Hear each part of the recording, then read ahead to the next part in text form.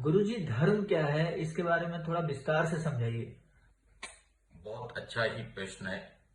और इस धर्म की खोज के कारण मैंने अपने वस्त्रों का परित्याग कर दिया। धर्म की परिभाषा शायद आज तक किसी ने समझा नहीं है।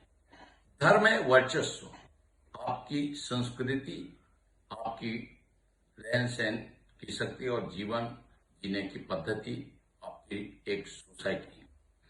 जो लोग बोलते हैं धर्म से मोक्ष की प्राप्ति है, तो धर्म से मोक्ष का कहीं से कोई लेना देना नहीं है।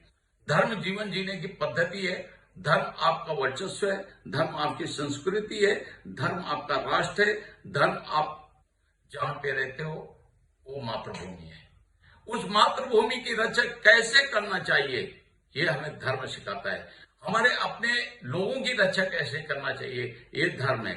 हमें अपनी संस्कृति की रक्षा कैसे करना चाहिए, ये धर्म है। धर्म हमारा वर्चस्व है। वर्चस्व क्यों कहूंगा, क्योंकि जब तक वर्चस्व नहीं रहेगा तो धर्म नहीं रहेगा। धर्म से ईश्वर का कोई लेना देना नहीं है। आज जो भी लड़ाइयां हो रही हैं, ये सारे वर्चस्व के लिए हो रही हैं। किसी भी व्यक्ति को मोक्ष प्राप्ति के लिए लड़ने की आवश्यकता नहीं है। जो भी, और धर्म ही सत्ता प्राप्ति का लक्ष्य है, ये भी मैं बता देना चाहता हूं।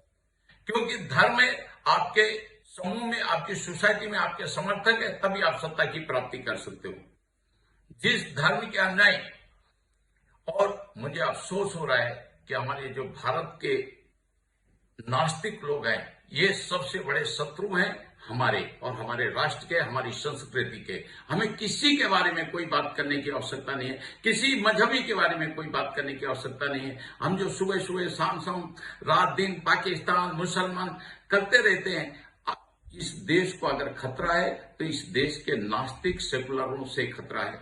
इस देश को अगर खतरा है तो आज हमारे जो ये राजनेता हैं, जो सेकुलर बने बैठे हैं, उनसे खतरा है, ना कि मुसलमानों से।